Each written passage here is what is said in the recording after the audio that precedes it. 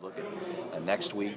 We passed another important priority for the Senate, sending the tax cut legislation to the governor. And as we look at next week, we'll be looking at resolving the issues that we have remaining with the second injury fund, so we can get that revenue stream going and take care of those thousands of injured workers for which there are no claims. And so that's a priority.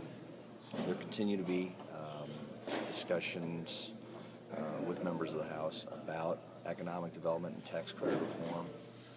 We're not as close as I'd like, but I think we are getting closer. So my hope is that maybe over the weekend, and people kind of chew on the different ideas that we've talked about, that we can get that one across the finish line. Have they come down at all on historics or low incomes? Well, I guess I'm really not at a point. I think they're willing to entertain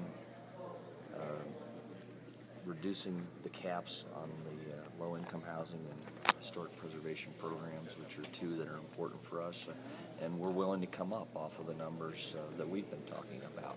So, but we've still got some room that both sides need to move in order to make this thing come together.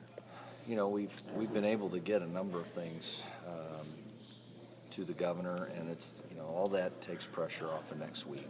So Senator McKenna and I have been working on some language on maintenance as it relates to prevailing wage, and that'll help school districts doing routine projects. Let's see, the economic development bill. There is an employment discrimination bill that came out of committee.